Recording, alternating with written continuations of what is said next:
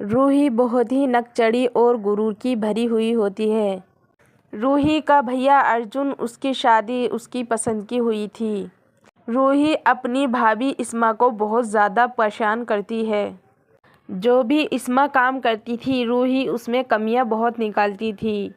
इस्मा को डटवाने का हर वक्त काम करती रहती थी।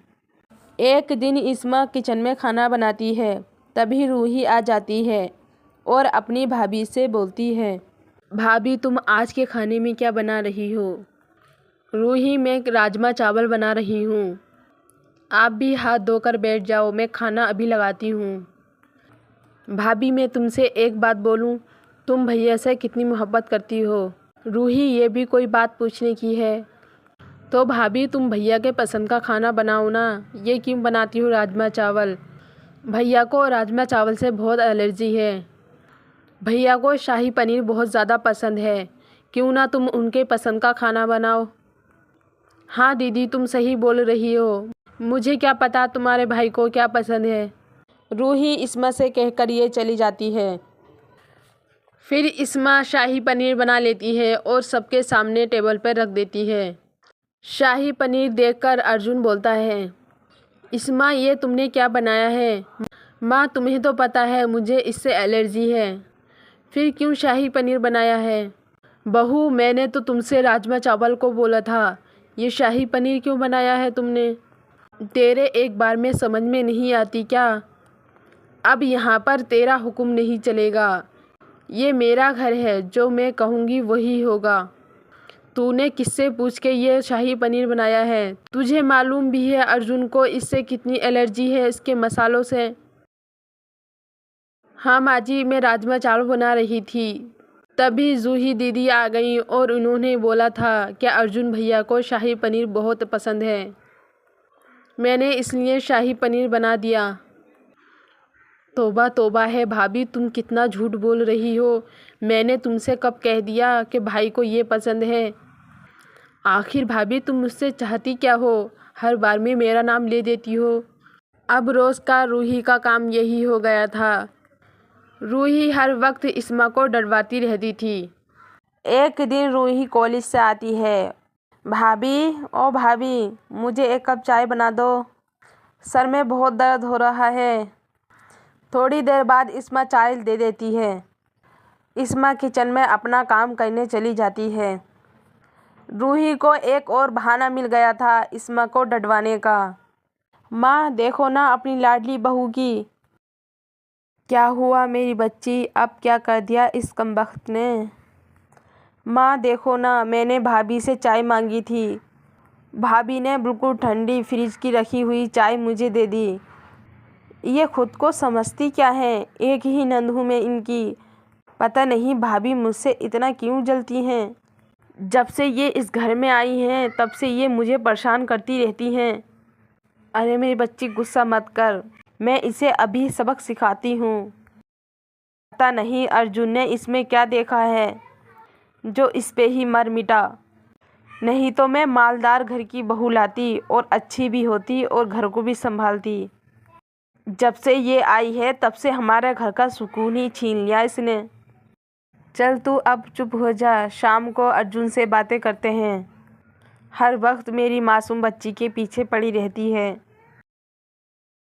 इस्मा अपनी सास और नंद की बात तो सुन लेती है पर वो जवाब नहीं देती। इस्मा बहुत ही समझदार और सच्ची लड़की होती है। अब तो रूही ने हद ही कर दी थी। मैं भाभी को इस घर से निकलवा के ही रहूँगी, मुझे ये बिल्कुल अच्छी नहीं लगती मेरे घर पे बैठी है। जब मेरी लव मैरिज नहीं हुई तो मैं इन्हें कैसे सुकून से रहने दूँ? मुझे इन दोनों को भी अलग करना है। ये बातें सोचकर रूही अपनी भाभी के पास चली जाती है और इस्मा से बोलती है, भाभी आज क्यों ना हम बाज़ार चले, आज बहुत मन कर रहा है, तुम भी चलो ना मेरे साथ। नहीं दीदी, मुझे घर का बहुत काम है, तुम माँ जी के साथ चली जाओ, मैं नहीं जा सकती। अरे भाभी, मैंने तुमसे पहली बार कहा है, तुम मेरी इतनी सी भी बात नहीं मानोगी। रूही के ये इरादे इस्मा को सही नहीं लगते हैं, फिर भी इस्मा ज़्यादा मना नहीं कर सकती थी। इस्मा रूही के साथ चली जाती है। जैसे ही दोनों बाजार जाती हैं तभी रूही का दोस्त आ जाता है और इस्मा से बोलता है, कहाँ जा रही हो भाभी जान? हम भी तुम्हारे सामने खड़े हैं, थोड़ी हमसे भी बातें कर लो। रूही, ये लड़का कौन है और ये मुझसे ऐसी बातें क्यों कर रहा है? अरे भाभी डरो मत, ये मेरा दोस्त है, पता नहीं ये कहाँ से आ गया। कोई बात नहीं, तुम इससे बातें करो, मैं अभी आती हूँ। इस्मा से वो लड़का बातें करता है। इस्मा को बहुत ज़्यादा डर लगता है और रूही अचानक से न जाने कहाँ गायब हो गई थी। इस्मा देखती है रूही के साथ अर्जुन आ रहा है। अर्जुन को देखकर इस्मा और ज़्यादा घबरा जाती है। तभी रूही बोलती है, देखो अर्जुन भैया, देखो भाभी कितना धोखा दे रही हैं तुम्हें। मैं तो यही समझती थी भाभी मुझे अच्छा नहीं समझती हैं, पर ये तो सब गलत निकला। भाभी तो किसी और से बातें कर रही हैं। भाभी तुम्हें ऐसा करने में क्या मिल रहा है? जब तुम्हारी शादी मेरे भैया से हो गई है तो तुम दूसरे लड़कों से बातें करती हो। शर्म आनी चाहिए तुम्हें हमारे घर की इज्जत रखनी चाहिए। इस बाज़ार में आकर खुलेआम बातें कर रही हो। दीदी ये तुम क्या बोल रही हो? तुम्ही ने तो बोला था ये तुम्हारा दोस्त है। मैं भला ऐसा क्यों करूँगी? मैं अर्जुन से बहुत ही ज़्यादा मोहब्बत करती हूँ। मेरी ज़िंदगी में ना कोई पहले था और ना कोई आएगा। दीदी मैं ये नहीं समझ पा रही तुम आखिर चाहती क्या हो मुझसे? देखो भैया, भाभी मुझसे कितनी मुजोरी कर रही हैं। हम दोनों ने इन्हें सामने देख लिया तो अब ये बातें बना रही हैं। अर्जुन भैया, इन्हें तुम इस घर से अभी निकाल दो। ये तुम्हारे लायक नहीं है बिल्कुल भी। अच्छा रूही, मैं तो इसका जो भी करूं वो मैं जानूं। तू बता मैं तेरा क्या करूं? तुझे बिल्कुल भी शर्म गैरत नहीं है? तू अपनी भाभी के साथ इतना गलत इल्ज़ाम लगा रही है। आखिर तू चाहती क्या है? घर में पूरा दिन तू इस्मा को डटवाती रहती है, कभी मुझसे तो कभी माँ से।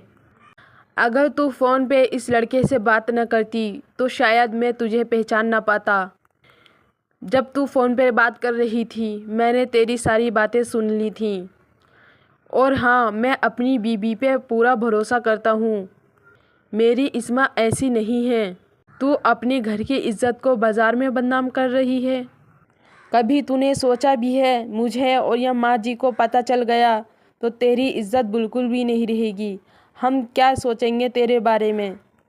हमने तेरी इतनी अच्छी परवरिश करी, जो तूने मांगा हमने वो ला के दिया। क्या तेरे लिए ये हमारा लाड प्यार कम रहा? थोड़ा इस प्यार का भी ख्याल कर लेती। आज खुद पछता रहा हूँ। काश हमने तुझे इतना लाड प्यार ना दिया होता और ना ही तू इतनी नकचड़ी और गुरूर भरी होती। और देख, तू अपनी भाभी को हर वक्त डरवाती रहती है, पर ये मुझसे भी शिकायत नहीं करती। कुछ सीख ले इससे। सॉरी भैया, भाभी सॉरी, माफ़ कर दो।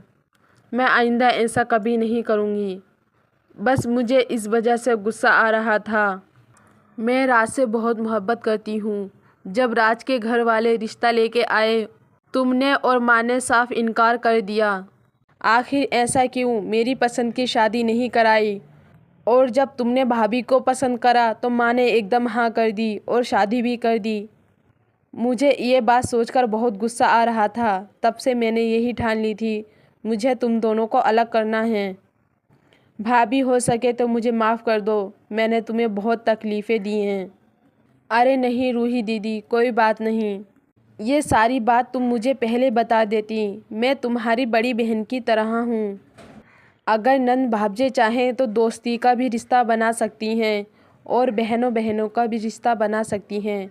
पर दीदी तुम मुझसे कुछ तो कहती। तुमने तो मुझे बस परेशान ही करा था। चलो अब कोई बात नहीं, जो हो गया सो हो गया। मैं घर जाकर माँ जी से इस रिश्ते की बात करूँगी। इस्मा और रूही घर पहुँच जाती हैं। इस्मा अपनी सास को सारी बात बताती है और उन्हें अच्छे तरीके से समझाती है। माँ जी, ये फ़र्क क्यों लड़की और लड़कों में? अगर दीदी को कोई पसंद था तो वहीं रिश्ता करके शादी कर देते। तुमने अर्जुन के पसंद की तो शादी कर दी, पर दीदी के पसंद की शादी नहीं की। अब मैं यही चाहती हूँ, दीदी के पसंद की भी शादी होगी। इस्मा इस रिश्ते के बारे में अपनी सास से बातें करती है। रूही अब इस्मा को परेशान नहीं करती। अब दोनों के बीच दोस्ती का रिश्ता बन जाता है। कुछ दिनों बाद रूही की और राज की शादी हो जाती है और सब लोग खुशी खुशी रहने लगते हैं।